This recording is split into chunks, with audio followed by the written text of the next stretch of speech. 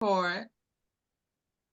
No, you can't hold Black women down, girl. Come on, you just tell us and it'll come up. All right. So What thank I you tell guys you, for there it joining. is. It's up. I see something else There it now. is. I see the second. Okay. I see the second PowerPoint. Okay, let's see if we can start from the beginning and represent. Okay. I told you, come on, let's My go. name is Allissia Matthews. I'm with Kidogo Farms. Kidogo means tiny in Swahili. We named our farm Kidogo because we wanted to, have a farm name that's a lasting name and not necessarily our last name. Because Matthews is important to my husband. That's his dad's name. They don't know the origin of it or which plantation it came from. My mom's marital name is Brunson. And we didn't really have an attachment to our family lineage because we're Gullah Geechee and, not much past the boat, you know what I mean? Unless you do Ancestry.com or a DNA test, then you just don't have access to that information. So my husband and I have been married for 19 years. We have 2 children, 14 and 13. They live with us here at Kidogo Farms. We've been on property for 3 years. We own multiple properties, and currently we have a 100% rental rate with all of our properties being rented out. We have properties in Texas that we rent. We have land in Williamsburg County. We also have land here in Georgetown County when we bought Kidogo Farms. We live in the Browns Ferry community of Georgetown County, and we bought the land in August of 2020.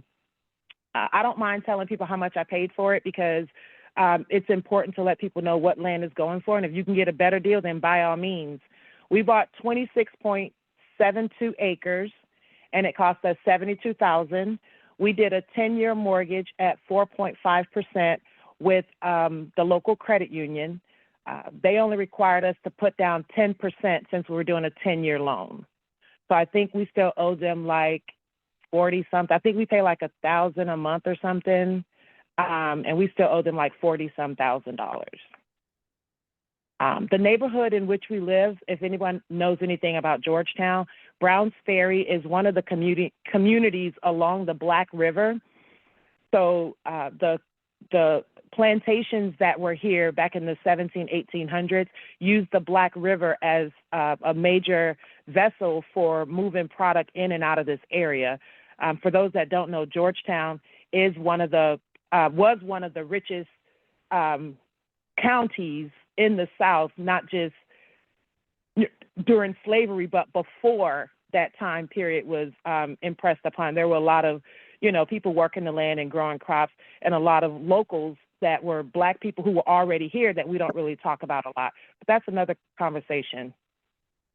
So today we're going to talk about agritourism, the way we do it, new and beginning farm training, growing your own food, and camping and glamping as another way of making money off of your land. All right. So I just wanted to show you guys, can you still see my slides? I see you and your husband, like I think it's the first or the second one. Okay, good. So I'll just keep moving through them, and then if, let me know if there's any question. Okay, I was able. Okay, somebody's jumping in the air. Maybe it's your husband. Yep. So this is basically, I wanted to show you guys what excitement looks like when you buy your first 26 acres of property. This is the actual driveway into our property before this is like the day we closed on the loan. So the way the driveway looks now, it's, 120% different. So like I said, Kidogo means tiny in Swahili. We always wanted to grow food for the masses. I've always had a garden in my backyard, so growing food wasn't necessarily foreign to me. But when we decided to expand, we were living in Texas, and we moved to Florida and thought we wanted to be there. But the price of land kind of made us reconsider, and we looked at South Carolina since being among Gullah Geechee people was always important to us. So our realtor, Ramander, out of Ramanda Johnson out of Florence, actually put us under contract on this piece of property before we were able even to see it. She came out and visited it. She talked to the neighbors, told us it was a Black neighborhood. We took her word and we bought the land sight unseen, or we went under contract. It wasn't until like a month later that we came down and visited to see where it was. The idea was to create an agritourism farm. We want to allow our guests or clients, customers, however you see it, to have the opportunity to come here and harvest their crops. I'm not going to probably be the one working the fields all the time.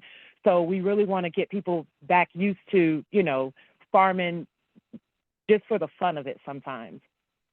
We'll offer different, you know, row crops, the norms, tomatoes, you know, peppers, cucumbers, things of that nature, watermelon in season. But we'll also offer specialty herbs, spices, and edible flowers. Locally, I harvest a lot of Life Everlasting, and I sell it at vendor marts, and people buy it when they know what it is.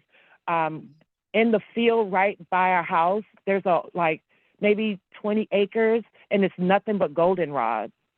And for people who know what it is, they just go harvest it, and we go to the farmer's market and we sell it, you know?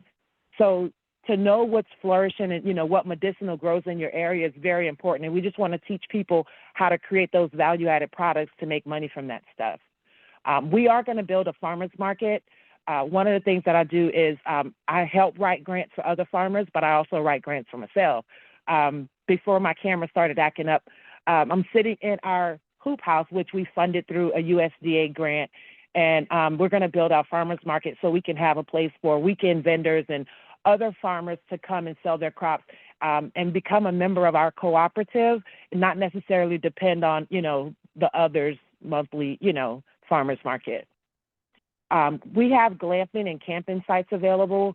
Part of our agritourism. Allissia, okay. I was going to say a picture of that, but it's changed. It's taking time, but it's changing. I'm sorry. Go on. Okay. Yep.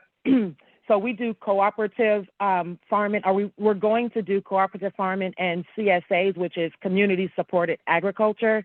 And that's basically where people pay at the beginning of the season for their harvest, and they get, you know, a certain amount of fruit and vegetables delivered to them throughout the season. It's going to be a training opportunity because folks here in the country aren't used to paying for stuff like that. But we'll have a couple of different options to teach people how to get into those, you know, type of relationships. Currently, we use chickens, rabbit, and goat manure. We have all three of those on our farm. We have baby animals at different times, which also adds to the allure of having people come and visit your property. It just gives them, you know, people play with the cats. And, you know, today we had somebody come and do a farm tour, and, you know, they were able to take pictures of the baby goats because baby goats are cute. We also have a tiny house that we rent on property. It's called Lucy's Kidogo, and I'll show you some pictures of that later in the presentation. We are one of the farmers that is involved with South Carolina Agritourism. The Department of Agriculture has a division for agritourism where they provide online training assistance. They do online marketing. This is the link for the South Carolina Agritourism.org. If you go to their website, you can look up farms that participate in the program. You yourself as a farmer can sign up for the program, and it's basically free advertisement. Once you sign up for that program, they'll actually put you on their website, and other people, like we've had people just randomly, you know, call us or, you know, pull up because our address is out there. And they'll just say, hey, are you doing a farm tour today? And if we feel like it, yeah. If we're busy, then no. Because on the website, it does say by appointment only, but you know how some people are. Yes. But it's another good way of, you know, advertising. And it's $50 a year to join the agritourism.org. This meeting is being recorded. And so I strongly advise anyone who is interested in agritourism and, you know, inviting people out to your property in individuals or groups. You know, if you have any questions about it, you know, let me know and let's talk through it and see if it's something that, you know, you can increase your revenues by doing. This is one of the events that we hosted early on in 2021. We invited representatives from the Federation of Southern Cooperatives at South Carolina State 1890 Extension Office, also partnered with us. And we had a training opportunity and a farm to table event where we invited Gently, who's a local vegan chef, out, and she made, tacos for lunch. Well, what the attendees didn't know initially was that it was a vegan lunch, and a lot of, everyone, basically, she was the only vegan here. But no one knew it wasn't meat until after they ate it, and we told them it was cheese made from beans and meat made from mushrooms. So just introducing people to new things that they traditionally wouldn't have tried, and, offering them an opportunity to, demonstrate their skills. Like, she does a lot of private catering stuff, but rarely does she come and cook at the farm with whatever we have growing that week. So we do events like that and invite people out to come and visit. We also had, this next picture is a group that came and visited us from New York. It was a group of doctors, and out of all of the adults, I think 8 of them were doctors, and they always vacation together with all of their kids, and they were looking for something to do that was culturally appropriate, and someone referred them to call me. And I was like, yeah, come on out. Y'all can cane fish, teach you how to make a fishing pole, and we can take them down to the river and go fishing. They were like, people still do that? Like, girl, if you don't come on here. But just to give people an opportunity to have a new experience and just, get closer to the land is what we really, aim to do. We also had an opportunity to work with some college students out of Tennessee, I believe.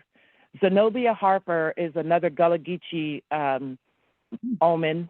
Very, she's an artist locally. But she also works with a lot of colleges who get interns to come through, and they actually helped us with the water project based on, trying to divert water around our outdoor kitchen. Allissia. It didn't work out as successful. Yes. Allissia, I have control of your slides. Can you tell me which one you're on? Number 9. Wait a minute. Okay. The intro. So I'm on slide number 9. And it's so you. You want to start sharing?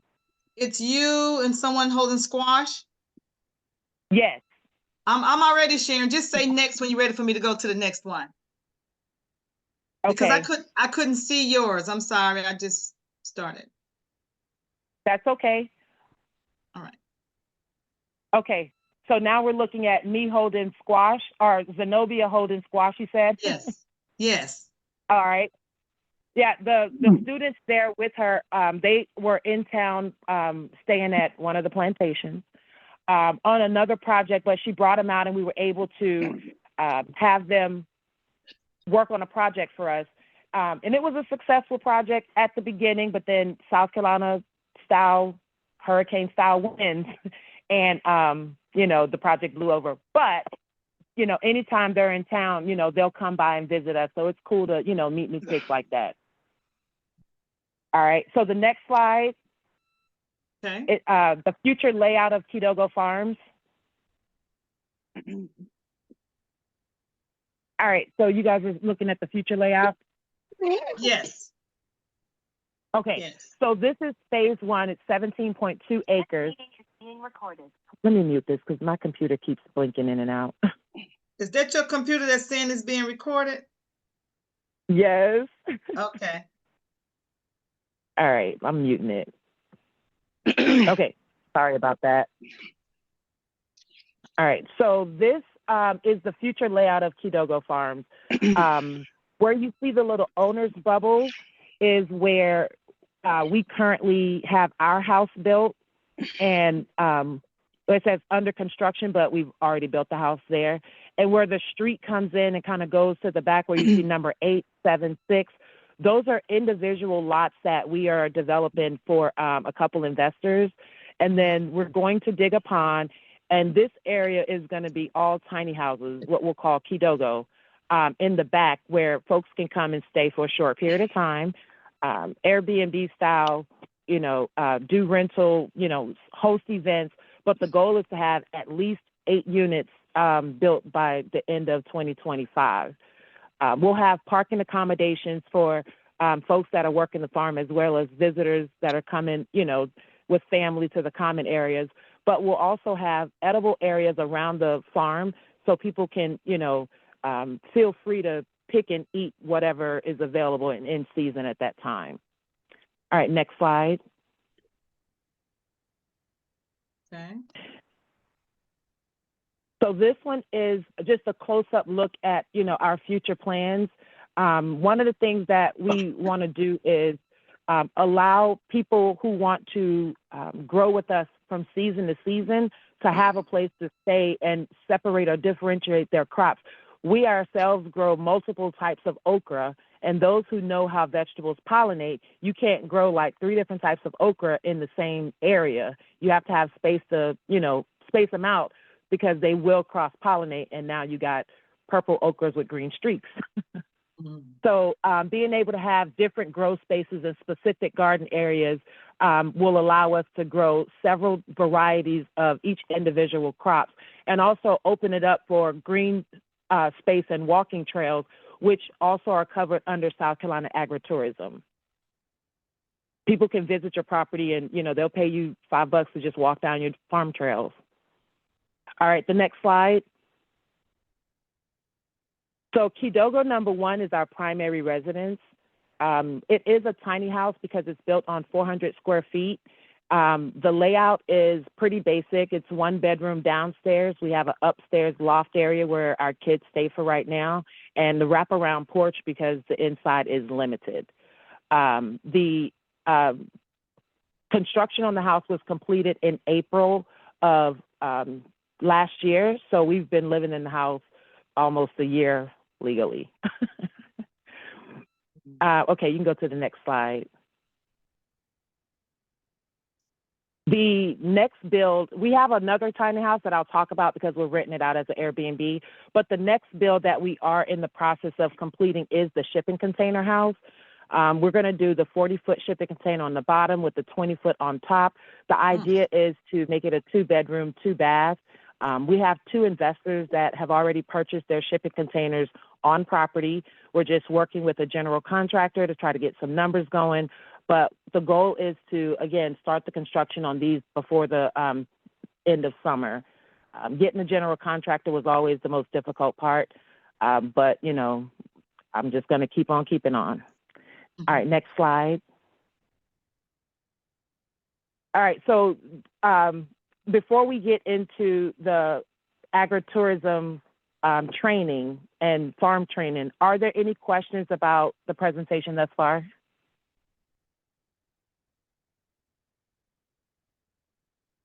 Any questions? There is a comment. Florence said, great presentation. Nice to hear you.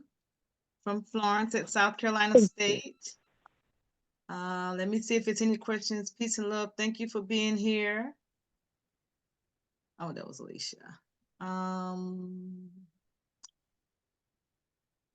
Courtney wants to know, what was the price for the acres? What was the amount and the price for the acres? We initially went under contract for $99,000, but we thought it was 36 acres. And so because we agreed to that price, once we got the appraisal done, it ended up being only 26 acres. So my realtor and I negotiated down to the amount we originally agreed to, which was like $2,000 and change per acre. So we ended up paying, like I said, $72,000 was the total price. Wow. And I put down like we went to closing with like $8,000 and change, and then the rest was financed. Nice. And Cassandra says she has visited and it was great. Great price. Thank you. Great price. Hi, Allissia. I'm coming back, I promise. Okay, thank you. Another one of our amazing, farm elders. Delegate woman. Yeah, Okay. for sure. Where did you purchase the tiny home? So we had the homes built. We contracted with the local builder and, went back and forth for almost 2 years. But we had them both, everything on the property. We brought it, every rock, every nail. I tell people every piece of trash, every water bottle, every lid, we brought it. When we first bought the land, it was a pine forest that was abandoned. And so it was nothing but pine trees. Okay. How did you get involved So with the I'm sorry, finish. Go ahead. No. Another question. How did you get involved with agritourism, USDA or I ask extension office? questions. Yeah, I just ask questions. Call the USDA, start with your USDA office, of course. And then South Carolina State, I just kept calling them. Clemson Extension Office, I kept calling them. But once I figured out I could work with South Carolina State, get the same thing I would have got from Clemson, I just decided to work with South Carolina State. So yeah, just keep calling them. The USDA website is pretty updated. South Carolina Department of Agriculture's website is pretty updated with information. The Department of Agritourism or the Agritourism Association, their website is pretty updated. So a lot of these links that we'll share, and I'll share the links, or Benita has, we'll make sure we have the links available for anybody that wants them. But it's not a secret. You can Google it. Just make sure it's a state site that you're visiting. Okay. Who assisted you and your husband with the layout for the farm and the tiny home build out? The tiny home design was basically YouTube and looking at a lot of Tiny Home Nation. Okay. So you just decide, in Georgetown County, it had to be under 400 square feet. So that was the most important thing. Besides that, it was just what did we want and where did we want to have it? The farm layout, we thought we wanted to do it one way, but once you start opening up the land will dictate where you can put stuff. So where we wanted to originally put the pond, we had to change gears and put it somewhere else because the way the land flowed, there was a low spot, and our surveyor gave us that recommendation to move it. So, yeah. Okay. How do you get training for this agritourism? That's a great question and segue into our next section. Okay, hold on one second. We got more questions. Hold on. We're going to get through these and then we'll wait to the end, okay? Because I think it's going to have a lot more questions. Well, you can just go on and then I'll take it from where I see it, from Pam. Oh, no, I was just going to say, we do new and beginning farm training. And as I'm answering this question, you can flip through the next 3 or 4 slides. Okay. Because, I know we're on a time schedule. So we actually do the new and beginning farm training. This is just some images from the event we did at Freewood Farm in Myrtle Beach. I try to be intentional with the places and spaces that I book with using, funds from South Carolina State. Thank you for supporting me. We've gotten a couple grants to help us, fund a couple of these activities. We try to make sure that our vendors and our food providers who normally use local ingredients and cook for me, make sure they're getting paid, a fair wage for the job that they do. You can go on to the next slide. Again, my vegan chef, I try to have her out as often as possible because I like for people to try new things. She made a sandwich, I think it was a grilled cheese sandwich, vegan style, and folks couldn't believe it was, vegan cheese. And instead of bacon, she used shiitake mushrooms to make a BLT. And I mean, folks loved it. And who is this chef again? Gently Burn Crumbs Brunch and Bake. Okay. She's out of Merle's Inlet. Crumbs right there. Okay. Yeah. So that's where this is where you can come and get the training. Whenever we're hosting a new and beginning farm training, you can see from the agenda, we talk about agritourism. That's where there's a book. The South Carolina Agritourism Department has a book. You can also look at it online. You can go and click on the link and it'll give you all the questions you need to ask yourself if agritourism is for you and how much do you want to get into it. I have my resident hemp farmer, Bossville, shout out to Bossville, who, we regularly have them come and talk about the importance of growing hemp and trying to get more people to put hemp into, a farm rotation crop because not only of the carbon benefits, but, you know, the actual benefits of hemp, industrial hemp. Value-added products is something that I'm consistently telling people about. Take those collard greens, make collard green chips. You know, take those okra, make canned okra, pickled okra. You know, just elongate the crop, because if you don't sell it at market on Saturday, it's not going to last till next week Saturday. So we want to create spaces and places for people to make those value-added products and get the young people involved in local e-commerce, because you wouldn't believe how many people come to this area looking to buy goods and products made by the hands of Gullah Geechee people. Mm. All right, you want to ask the next question? No, I want to finish and then just ask. Okay, so go ahead to the next slide then. Okay. These are just pictures of the event that we did in Andrews. I'd like to call Mayor McCleary a friend of mine.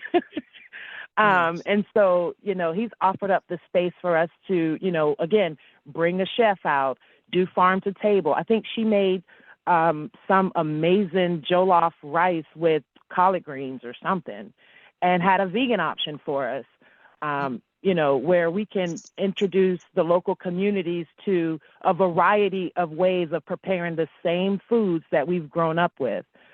Next slide.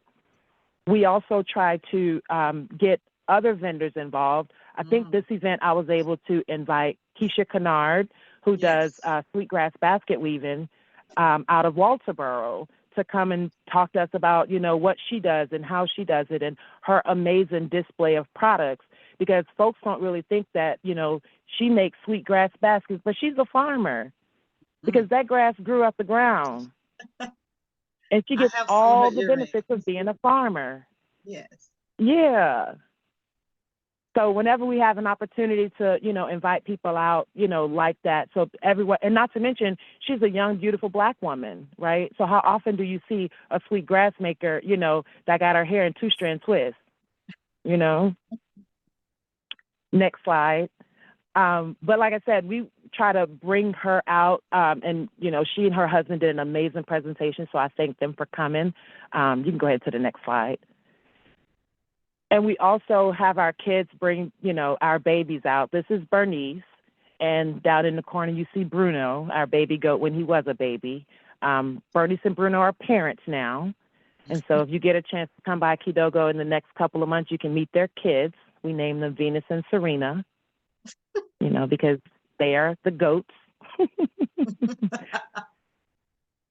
Goat sisters. But we let my kids have fun with naming the animals, and all of our animals have names, therefore they will not be eaten. Oh, yes. Okay, next slide. All right, so the other thing that we like to do when we're having folks come to our events is invite a Gullah interpreter. This is Miss Glenda Presley. She's out of the Neesmith community, and she is 100% Geechee Omen. She speaks a dialect. It's amazing to hear her speak. And when we do private events and things, we'll, you know, have her post up somewhere, and folks will find her, and she'll have to like riddle me this, where she'll say something in Geechee, and they have to figure out what she said. So just reintroducing, you know, the language, because a lot of us, like myself, when you move away from the area, you lose the dialect, which is an important part of our culture. All right. So that's basically talking about training and, you know, the programs that we do from this particular section. You know, any questions, we'll grab them at the end. The next thing we're going to do is talk about our camping, glamping, and the events that we do. The picture that you're looking at now is when we did the race around town, we basically had a camp out where we invited people to come stay with us, and the weekend while they stayed with us, camping at Kidogo Farms, we gave them a list of places to go and things to do that directly interacts with the Gullah Geechee culture and agritourism. Right here, we're at Hasty Point Plantation, and I don't pay to visit plantations, so let's just get that clear up front.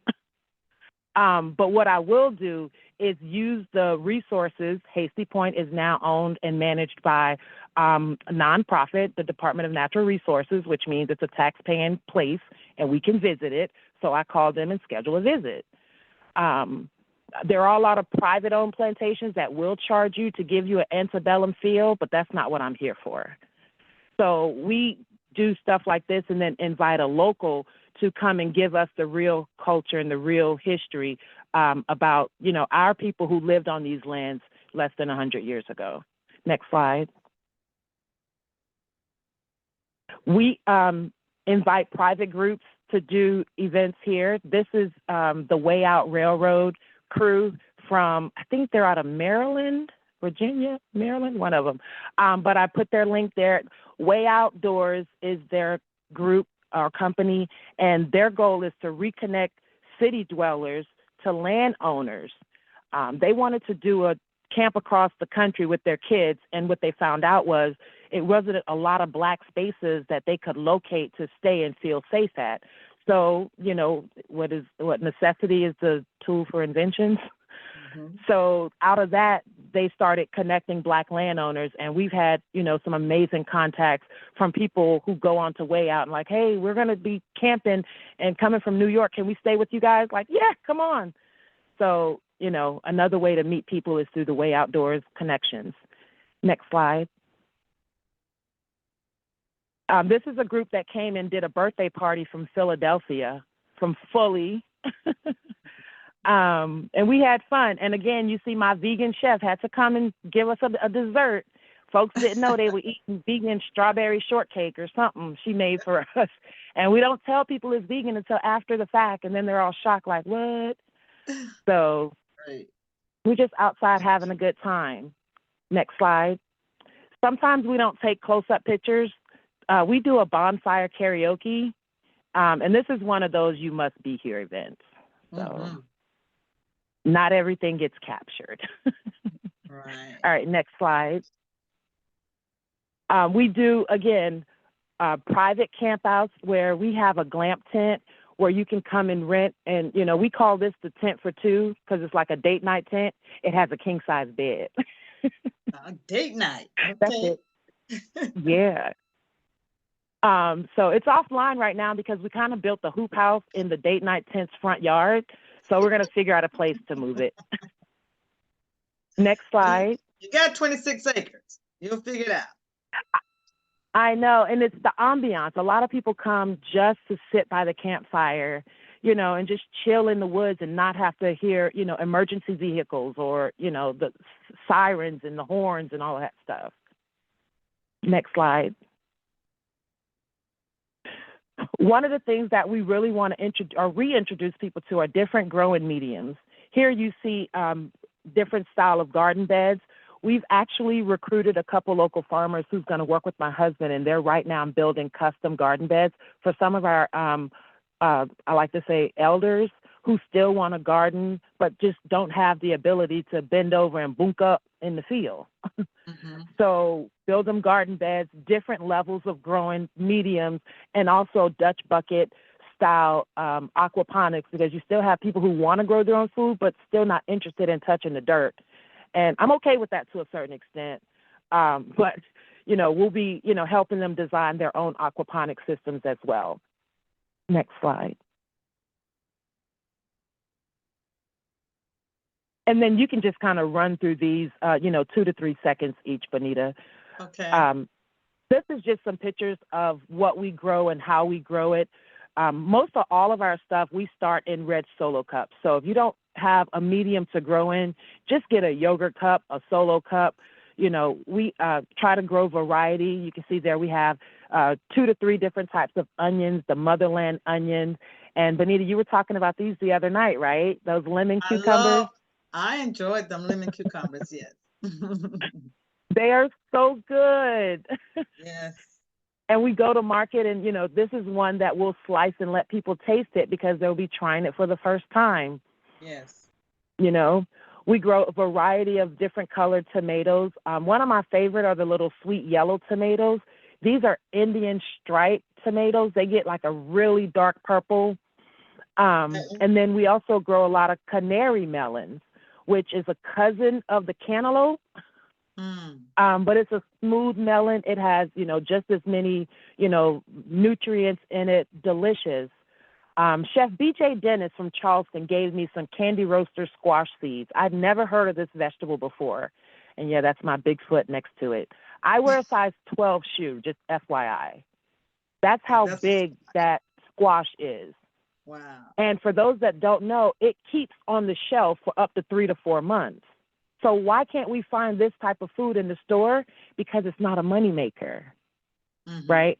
Our ancestors used to make pies out of these, you know, and now we go looking for them, and you can only find them in, you know, indigenous parts of Georgia Indian communities or Gullah Geechee communities. It's a delicious squash. I encourage you guys, if you haven't tried it, please do. Now, the sunflowers, we grow for pollinators, of course, but also my kids eat sunflower seeds. So why not try to grow your own sunflower seeds and, you know, let them go to seed and actually bake them and eat them. And I learned from a Gullah Geechee herbalist that the sunflower leaves can be used for tea. So we're definitely into growing the different variety and the different colors. And also for those who, you know, once you grow sunflowers, you buy a little pack of seeds, they give you 20 for $2.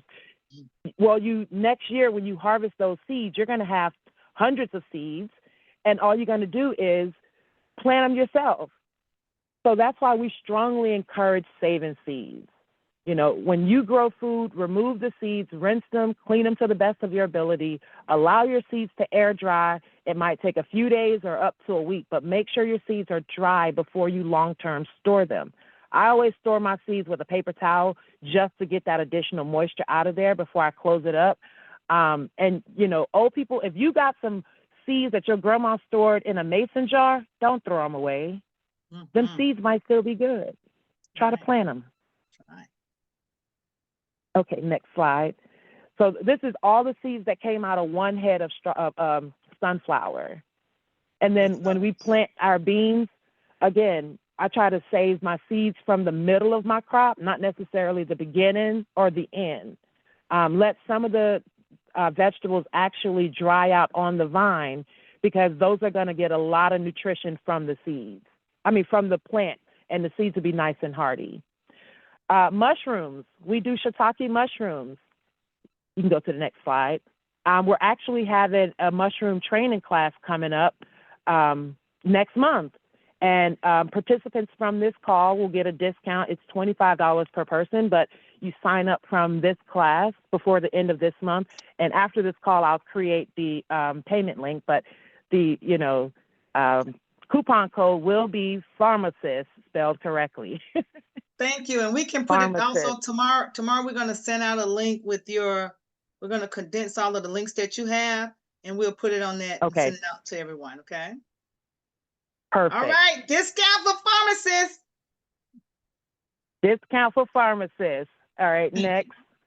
And this is just, you know, our favorite resident goat, Bruno. So if you come to Kidogo, you got to meet Bruno. All right. Next slide. So now we'll talk about our agritourism from a camping and glamping perspective. And you can go through these as well. This is our glamp site. We're on Airbnb. You guys can look us up, Kidogo Farms, Georgetown, South Carolina. We have an outdoor shower that people absolutely love. One of the things that a lot of our reviews, and I posted some of our reviews, you don't have to read them all, but I just wanted people to understand that the business that we get is repeat business a lot of the time. And a lot of the, you know, we've been doing this Airbnb style since 2021. May of 21 is when we started. And we've met a lot of people. We had a family stay with us from Australia. We've had a mother who was camping across the country. She was going to stay with us for 2 days. She ended up staying with us for a whole week because she enjoyed the glamp tent so much. It doesn't take a lot to make a lot. And we power the glamp tent with an electric cord from our main house. And we rent it out for, I think we're at $69 a night right now. And it was rented out. The young lady just checked out yesterday. So it was rented out from Tuesday of last week to yesterday. And y'all know how cold it is in Georgetown right now. This is Lucy's Kidogo is my mom's tiny house. Like I said, we originally built it for my mom. But we started renting it out. And again, we've gotten some amazing reviews. We also manage locally an Airbnb on Black River. It's a beautiful, beautiful piece of property that we manage for Aunt Jen. She's an amazing host. Actually, someone just, rented over there this weekend. And, if you guys are coming to Georgetown and you want to get a Gullah Geechee experience, Airbnb doesn't allow you to do a la carte. But if you stay with us, we'll feed you. Just let me know when you're hungry. Wait. All right, next slide. Thank you guys. That was my presentation. So Thank if you have any you. questions, we can do questions now. And my last slide, I just want to thank Miss Benita, AKA FarmaSIS, for giving me the opportunity to speak with you guys tonight. Mhm. Thank And let's you, congratulate Allissia. the 2023 South Carolina Woman Farmer of the Year. Yeah, Thank you. Congratulations. Thank you. awesome. Thank you. Congratulations. All right. Okay. Thank you so much, Allissia. So I'm going to stop sharing. And Allissia, you can turn your camera on now since you finished presenting so we can see your lovely face. All right. All right. So listen, y'all, we have quite a few questions and I'm going to go through all of them. If you need to jump off, I understand. But I'm going to take my time. We're going to answer all of them, okay? All right. I'm going to go back to the top. Excuse me? Yes, sir. Hold on. I'm going to go back to where I was. Again, how many grants? I don't want to miss any of these. How much did the tiny home cost? Did I ask you that yet? No, the tiny homes, we went under contract thinking it was going to cost us about the 2-story house, we were told $119,000, and the 1-story house, we were told $50,000 or something like that. We went over budget on both of them. I just refinanced my mortgage for $196,000. So I can't tell you how much they cost. Okay. I know I'm indebted for $196,000, but that also includes the infrastructure, the plumbing. We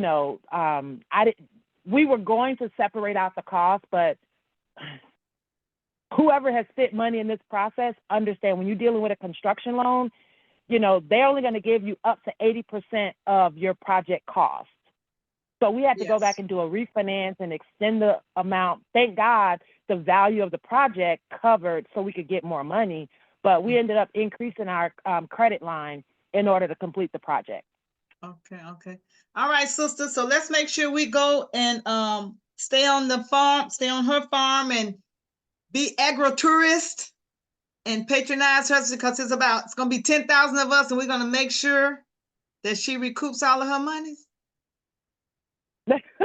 Yes, please. Where is the area for campers? We have a campsite the campsite is not you can't see it from the road. Anyone who's been here can tell you that you have to walk across a ditch and down a, wavy path. None of the roads here are straight on purpose. So we have it's built not in the farming area, it's away from the farming area. Okay.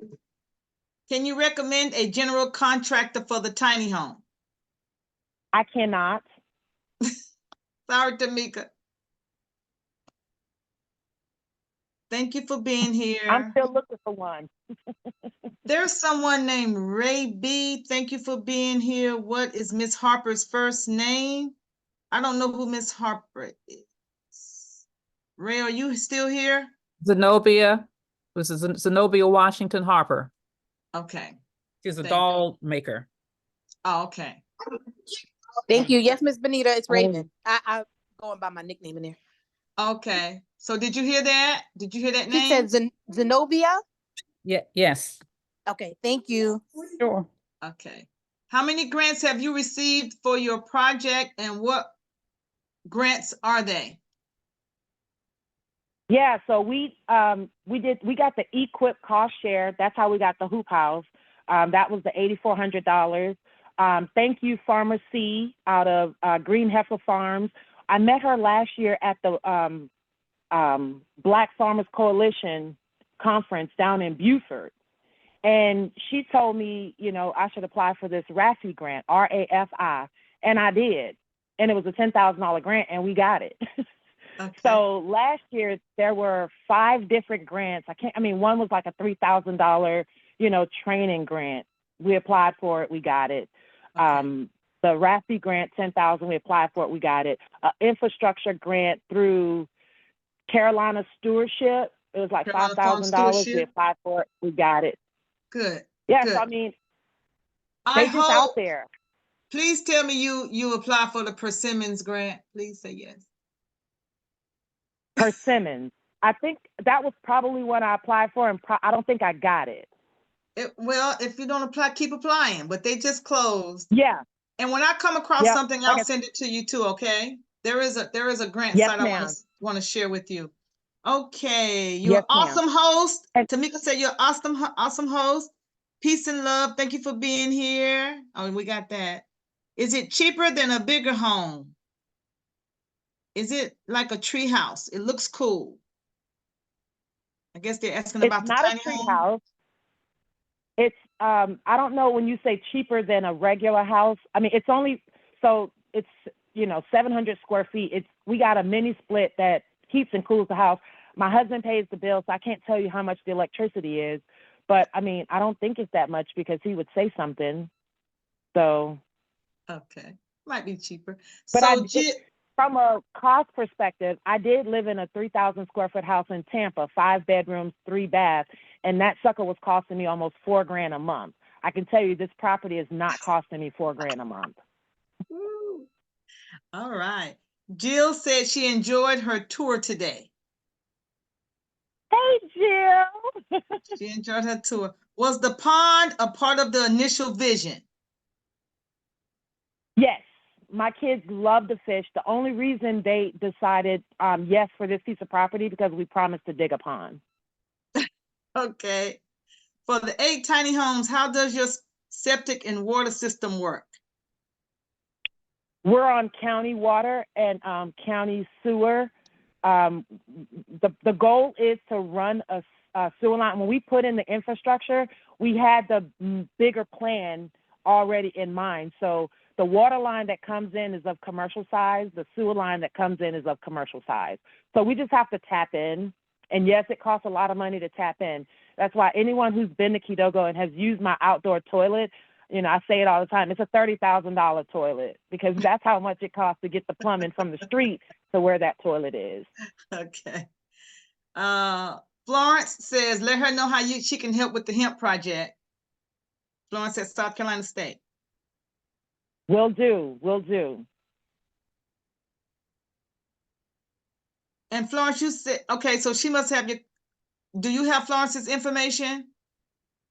Yes, Dr. Florence from South Carolina State. Yep. Okay, all right. Pam says she's like, Pam Smith says she would love to visit your farm. She has 5 acres and in the process of putting tiny homes on her property. I also want to have an area for entertainment. Yep. We're actually going to use the hoop house for farm-to-table presentations as well. So, yeah, I mean, that's exactly why we have tents and, we have an outdoor kitchen area where we do all of our presentation. So, I mean, the property will tell you what layout you can accommodate, but I'll be more than happy to provide some feedback. Okay. You stated that you have property in Texas. Who manages your farms?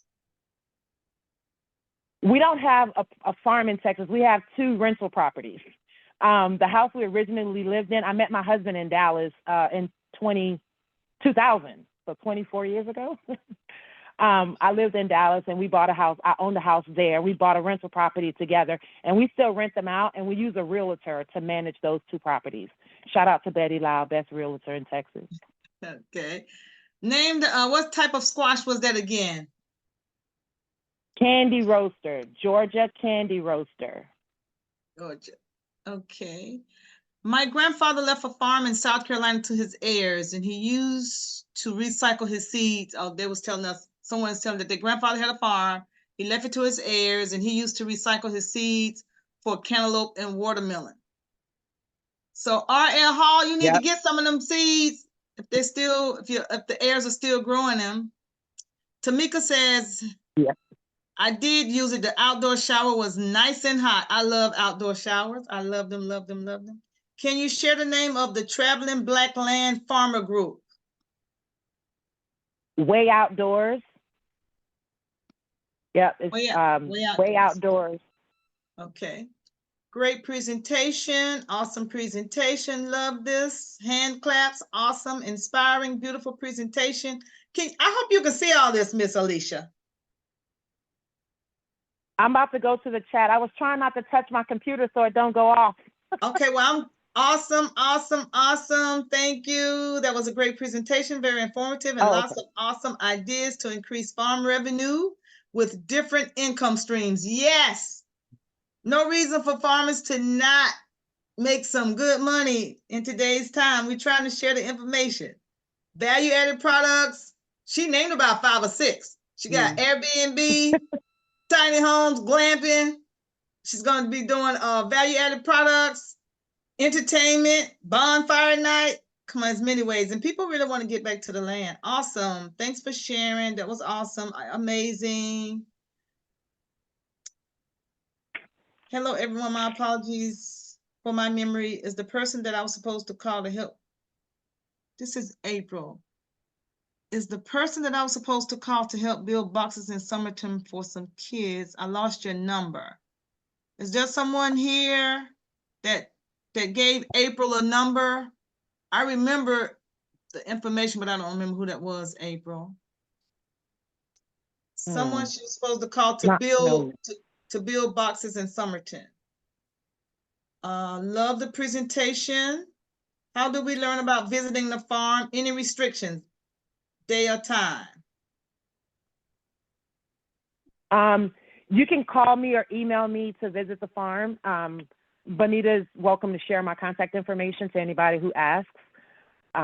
Yeah, just email us. We're on, if you want to book a stay, we're on Airbnb. You can search Kidogo Farms, Georgetown, South Carolina, and all 3 of our properties are linked to Monty, my husband's profile. So you can book us on Airbnb. We're also on Hip Camp. If you want to just do the camping, we're on Hip Camp, and I encourage people to go check that out as well. HIP Camp? HIP Camp, yes. Hip Camp. Okay. All right, Miss Shaw. It's another camping, glamping platform. Okay, good. Miss Shaw, if you registered, we got your information. And you're welcome. I look into prefab for the tiny home. Something about look into prefab for the tiny house? Stephanie, are you saying that's what you did? There are a lot of prefab options out there. All of my designs are custom. Because we live in Hurricane Alley, so I didn't want to get something prefab and it not be able to sustain winds of 160 miles an hour. So I had mine structurally engineered to sustain winds of 160. That's why it was easy enough for us to go with a shipping container, because they're just built like that. Okay. Are the grounds easily accessible for those with a cane or a walking stick? Yes, and God rest her soul, my mother had a mobile chair, and she passed June of last year, and I still got her mobile chair. Okay. Annette says she has some general contractors. Annette, can you send me that and we can send it out when we send out the email to everyone, the general contractors? Please. Thank you. Just for the information, these are women, Black women. What? Girl, for real? Girl power. Y'all know I'm down for it. What is the SC Agri website? Also, do you lots of raised gardens? Robina. Do we have a lot of raised gardens? Do you have a lot of raised bed gardens, Allissia? We do. Yeah, the first year we did all of our gardening and planting in pots. At one point we had over 800 potted plants out here. Wow. Because we didn't trust the dirt because of, it was a pine forest and there were a lot of organisms in the dirt, but they were there for harm. They were eating up my stuff. Mm-hmm. So until Okay. we, kind of got the soil right, like in the hoop house, we went down with a base layer of boxes. So once we get the dirt right, then we'll plant in the ground. But yes, we do a lot of raised bed. We have a couple places where we are growing in ground, but it's been 3 years of amending the soil. Okay. Robina, you can Google South Carolina Department of Agriculture. South Carolina Department of Agriculture to get their website. Who are you And using to dig? Who truthfully, did you use to dig your pond? we don't have a contractor for the pond just yet. It's not the number 1, 2, or 3 priority. It's going to get done. Mm-hmm. Okay. But from a economic perspective, we're going to build the houses first. Okay. And yes, pharmacy is awesome. Awesome. I am going to Yes. be with her this week. She's presenting in Charleston. So I'll be hanging out with her this week in Charleston. At the Good Business Summit. She talked about it when she was on here. What is a hoop house? A hoop house is it's a greenhouse, a big greenhouse that is used to extend your garden time. That's all it is. The USDA prefer to call it a hoop house or a high tunnel. Seasonal. But it's a big greenhouse with the metal frame. Ours is 72 by 30, 32 by 70. Whatever that number is, the max that they'll fund under the EQIP program is what we got. And it was $8,000? No, the hoop house cost $13,000. Okay. And change. Okay. They gave us $8,400 through the cost share. Okay, and who put up your hoop house? The water and soil conservation guy from Allendale. I can't think of his name. Gotcha. Okay. Okay. They used to But do it if for somebody free. wants his name, I can get it. No, he charged us money. Yeah, but there was a time, maybe not him, but it was someone had a grant to put those up. Oh, okay. Your presentation was great. At what point did the land surveyor come into play when determining what could go on the land? Was it during the buying process or once you purchased? So that's a great question. Because I have a 25-year history in mortgage and real estate, I called the land surveyor after I went under contract because I knew I would need the property surveyed. And then we had an issue with the survey because it was from 1970 something. And so I had been in talks with the surveyor the whole time. He didn't come and give us the idea on where to put stuff until after we had personally decided where we're going to put it. And I'm in Georgetown. There's one surveyor for this area. So it was like 3 or 4 months of going back and forth trying to get him to come out and set an appointment. And when he finally came out, the only thing I had spent was time, right? We hadn't spent any money. But he was just, once he walked the property, he just kind of switched our plan around. Like, you can't put that right there. You got sand over there. This should be your grow bed over here. But we hadn't really spent a lot of money on the property because I knew to get the surveyor involved up front. Okay. So someone says, what are the cost of digging the pond? She hasn't done it yet, but can you get grants for that? No. Not to dig a pond, not No. from the USDA. It can't be a pond. That's correct. Now, they will give, if you got animals, they will give you money for water retention, but it can't be a pond. Okay. Figure it out. Okay. What, in your opinion, is a realistic planning development timeline? It depends on how deep your pockets are. Another thing that FarmaSIS said to me last year that really resonated was grow slow so you don't owe. Yes. We jumped into this knowing we were going to have to at least take a mortgage out for the house, but everything else we've paid for out of pocket. So depending on, like with my surveyor, I had to give him $1,500 here and $300 there and $2,500 there. When he sent me a bill, I couldn't say, oh, well, how much you going to take on Cash App? No, I had to cut that man his check. So depending on what you want to do, the planning stage is where you're going to spend the most time.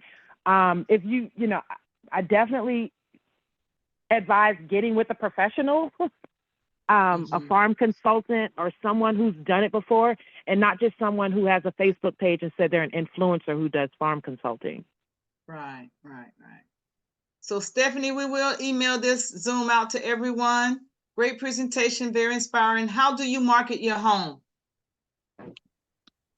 Airbnb, Facebook. We've bought a couple ads on Instagram here and there, but once you reach a what is it called? The master host or on Airbnb, they tend to help you with marketing. And so we have a 5.0 rating on the tiny house and 4.8, I think, on the glamp tent. So whenever people search Georgetown, we come up. It's called Superhouse. And thank you, Stephanie. I'm sorry I'm late, y'all. I was gonna say, I see C here, girl. We've been calling your name all night. You heard us? Hey, I felt it. Now, one of my good sisters, we were texting, and she was like, "Oh, they're talking about you on the call." I was like, "Oh, crap. I'm just getting in." Oh my goodness! Hi I have to watch the there. replay. Hey, beautiful. Yeah, I told them I'll be seeing you this week. We're gonna turn Charleston upside down. What happened in Charleston man. stays in Charleston. It's gonna be turned upside down though. Do you have seeds from? Do you have seeds specifically for South Carolina or Africa for sale? We do sell some seeds. Last year we didn't have a whole lot of seeds to sell, but that's something that we're going to get back into this year. But yes, we try to stick close to diaspora seeds. Like I said, like I got some Sea Island peas that I really want to, pet and take care of. The Georgia candy roasted squash. We got some Bene seeds, which is the original sesame seed that we got from the Gullah people off of Johns Island. I know a couple of farmers who grow, diaspora important crops that we'll be getting seeds from. But yeah, and building a seed library with, your local library and your local farmers, and not just buying everything from the big box stores. I found out a couple weeks ago that there's 106 different types of collard greens, but we only know about the 2 or 3 that they sell us from the one produce house, There are a couple of collard green festivals around the country. They talk about it's a lot of collard greens out here. What is the cost to survey a land, and how do I connect with a surveyor? That depends on where you are and how much land. There's no one price to survey land, Deborah. How are you building the multi-tier garden enclosure for older adults? That's a good question. So we do it custom. I had an order today where a friend wants a garden bed, and I asked her, how tall is she? Because, she's 5'4", then we don't want my husband building the garden bed where she has to reach over in it, from, elbow height. So we custom build garden beds for whatever height. We've got some garden beds that we build at 2 feet height so they can be easy for wheelchair accessible folks. So, I'm here to be of service. Yes. Well, sis, I need you to come. We need to do a tiny house swap visit kind of situation. I want you to come try it out and see and provide me some feedback. Most definitely. Cynthia Now, says, oh, go ahead. Cynthia says, I was looking for something unique for my 50th birthday. I think I found it. All right, Cynthia, she would love to book a stay and visit your farm. Go on and have your 50th birthday party there, Miss Cynthia. Yep. Please do. And let me know what you want to eat. Get you some vegan dessert. Is it near where y'all need to put my glasses on. Is it near where any plantations were, since it is more inland? Is it near where any plantations where since it is more inland? I don't understand it. Did you get used to how quiet it is? We can probably surmise they're asking, am I located in an area where there might be a lot of plantations because we're more inland? And the answer is yes. Okay. because we're along the Black River, and the Black River was a major waterway. So we're in, anybody familiar with the Dunbar community of Dunbar used to be a plantation. On the other side of Black River is Choppy, and down the street from there is the PD River, which has nothing. It's called Plantation Row in Georgetown, where it's nothing but these huge 800-acre swaths of land. Matter of fact, Andy's Carolina Gold rice is grown on White House Plantation, and that's one of the places that I take folks to go visit when, we have our camping events. Okay. Did you get used to it, and how quiet is it? Yes, very used to that. Okay. And it's quiet. I'm sitting outside of my hoop house right now. The animals already gone to sleep, so it's no noise out here.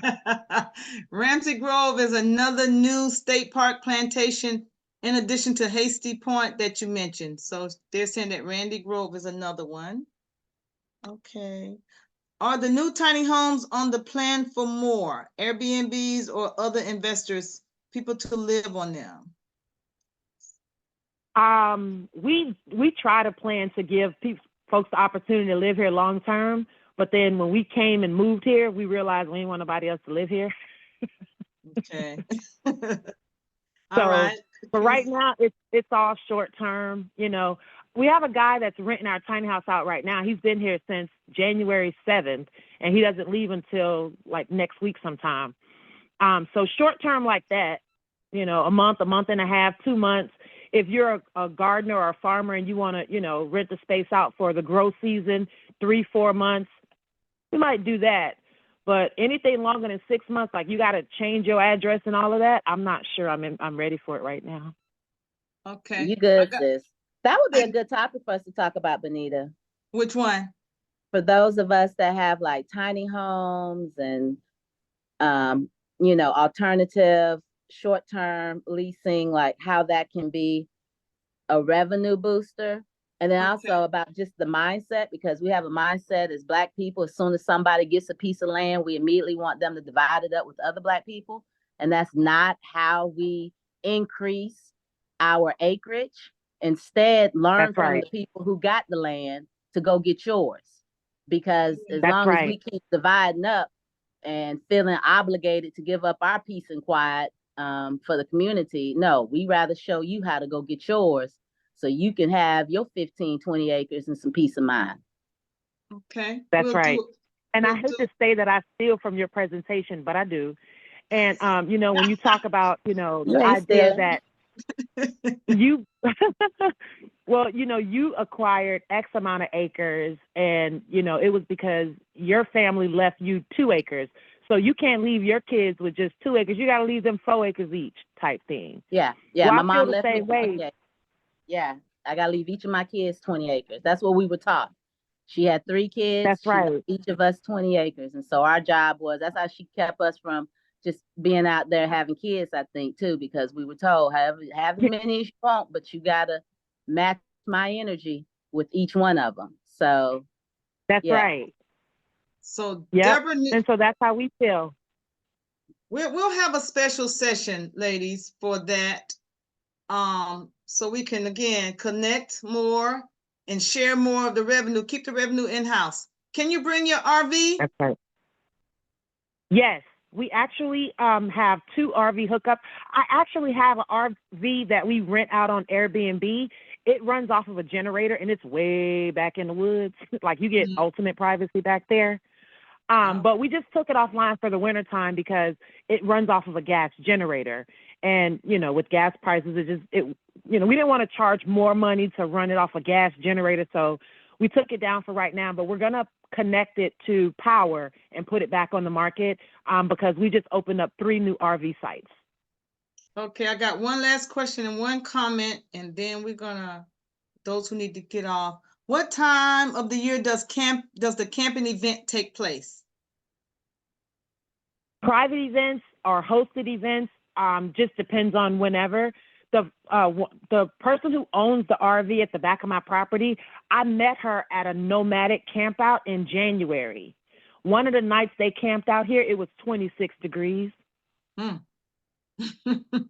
So when people want to camp here, and I mean, they want to sleep here, I rent them a space. Okay, okay. Deborah's looking for a 40-day stay to connect with God. What are your rates? You have to go to Airbnb. Like I said, if it's the glamp site, that's one rate. The tiny house is another. I think we're at $99 a night, something like that. Okay. There Do might you be a have- weekly discount, or, you know, book for a month. It's a little bit of a discount, but whatever the Airbnb rates are is where you book at. Do you have full RV hookups? Yes, we have 2 full hookups that are going live in the next week or so. Yes, we have 2. Okay, okay. All right, okay. Power, sewer, water. All right. So y'all, again, let's give her some love and a round of applause.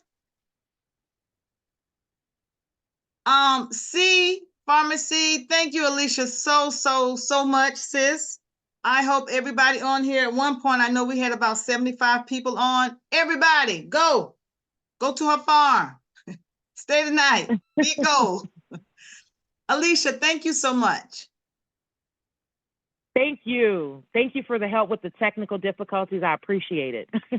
Girl, you was outside? Come on. This is the least we could do. Cold Thanks out there again. too. I Yes. appreciate it. Mhm.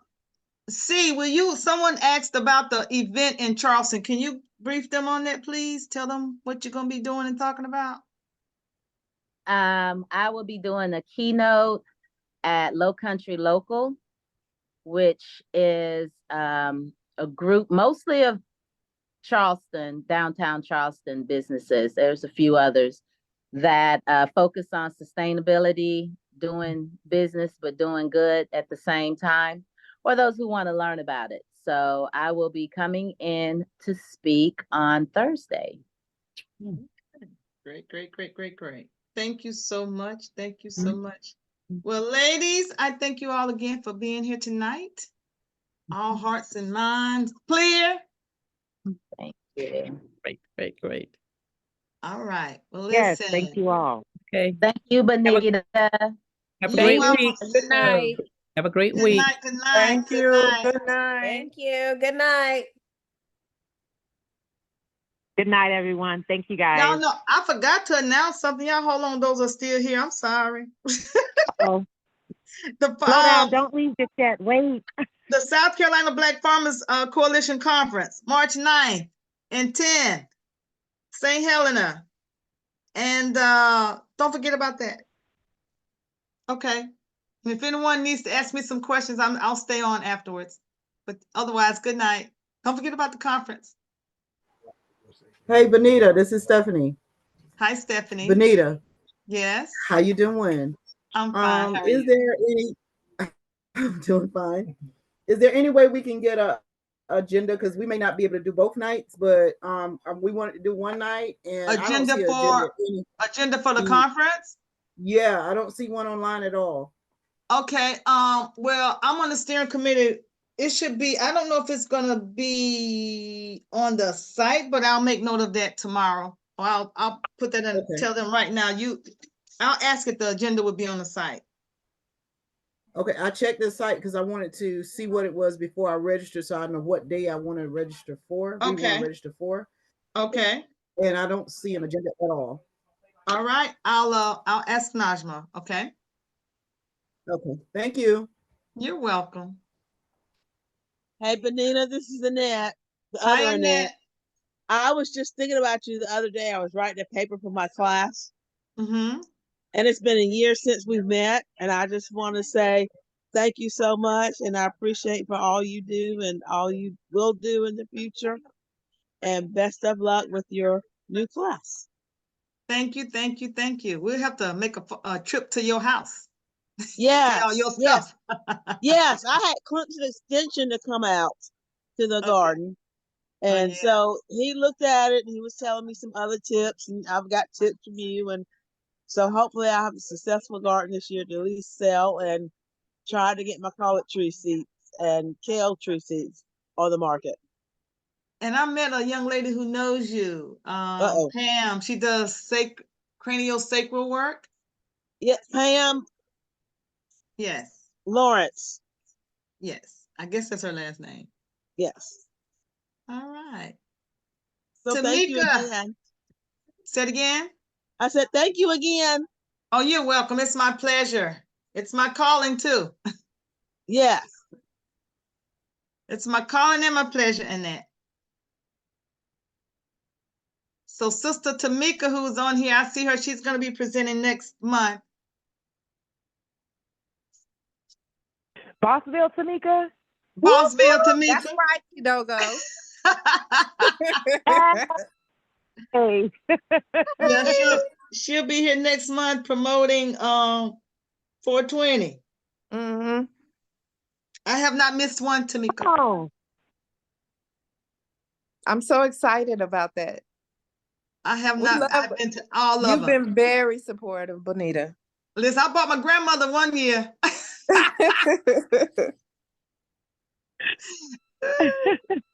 It's a Yeah. good we'll be there time. this year. I'm trying to camp out again. Yeah, that was amazing. That was amazing. Can we get the early dates on that? Or y'all gonna split for next week? No, she's going to present next month, which is March, and the event is in April. Okay. Do you know you don't know the dates yet though?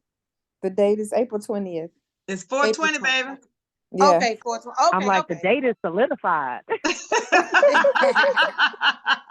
Every year, 420.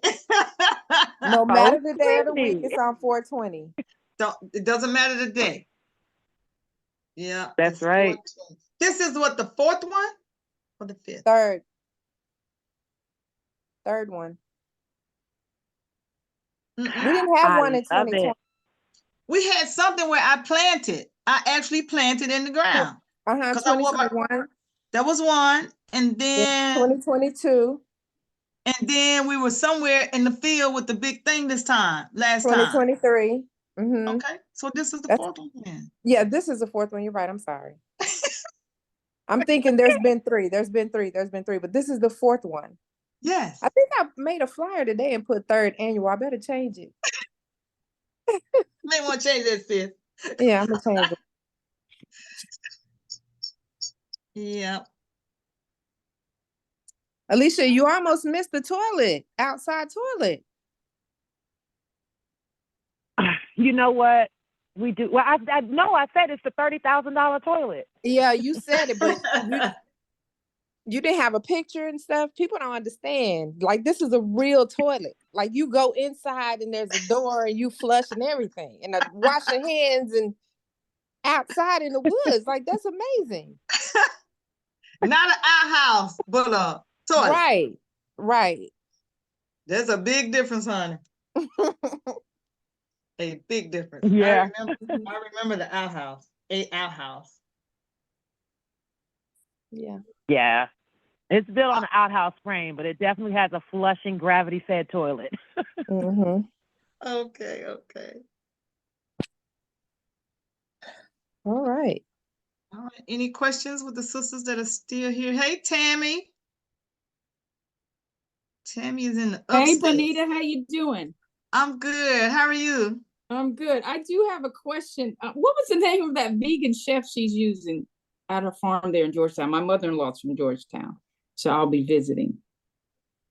Yeah, her name is Gently Burn, Gently, Bernadette, but she go by Gently Burn. And her business is Crumbs Brunch and Bake.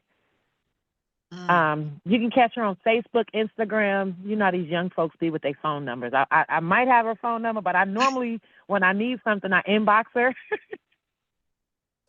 I'll find her. We're always desperate for vegan food when we go down to visit my mother-in-law, so I'm really pleased. Thank you.